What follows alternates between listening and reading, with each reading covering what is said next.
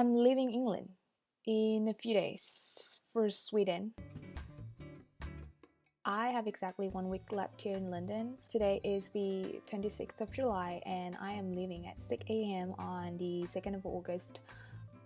Just booked a flight 2 hours ago. I just feel like making this video just to record what I do in my last days here. It seems like a nice way to keep the past time alive, and also like a recap of my last year here living in London. Theoretically, the first thing I need to do is to collect my residence permit card from the Swedish embassy, but unfortunately it's past the collection time for today, which is Friday, so I have to wait until next Monday to be able to pick it up. But I'm just gonna start filming the video. It's actually 5 p.m. now as I'm filming it, so there's nothing much left to do for the day.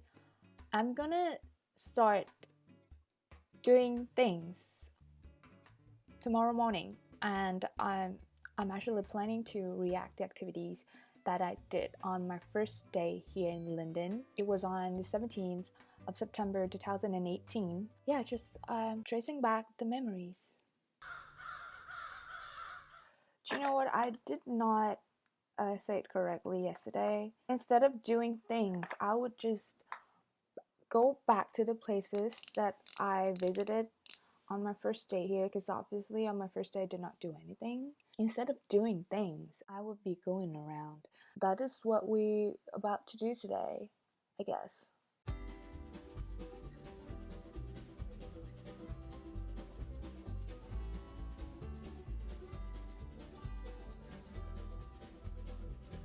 Now that I've put on makeup and an outfit, I look less ugly. We're ready to go.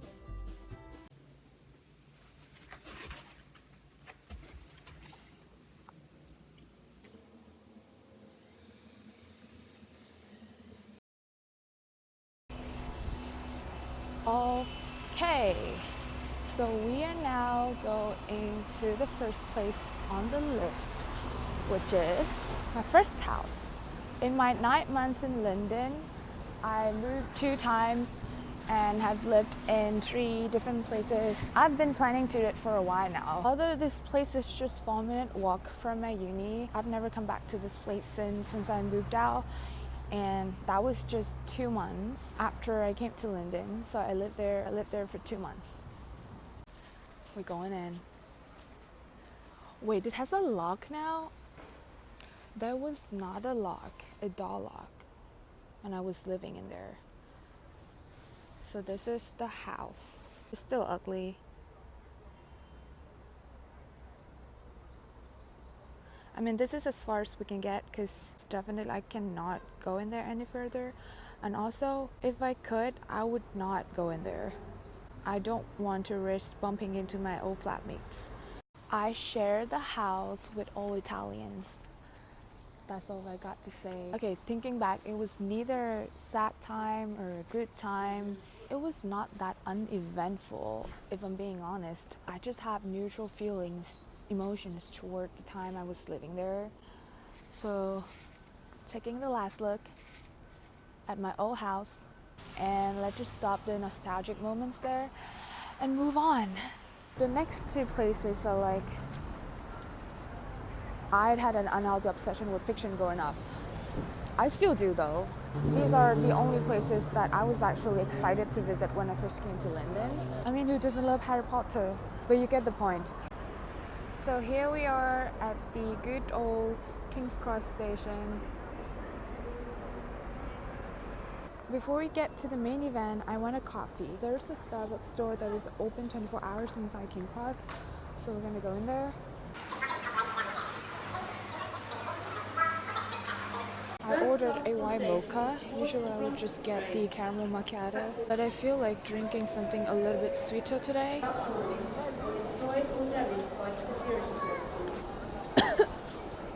We could have guessed it by now. We're getting to the platform 9 3/4 in King's Cross. There's a long queue. I mean, there's always a queue here, no matter what time of the day, what day of the week. I once passed through King's Cross at 11 p.m. on a Tuesday evening, and guess what? There was still a queue. Right next to the platform 9 3/4, there is a Harry Potter shop. Huh. Today they even have a queue for people who want to go into the Harry Potter shop, which did not happen on the first day. Obviously, I'm not going to go in there because I don't want to be in the queue. Also, I've been there before. Now that we're done with that over there, we're gonna head to Baker Street. So from King's Cross, we're gonna take the underground and Metropolitan line to get to Baker Street station.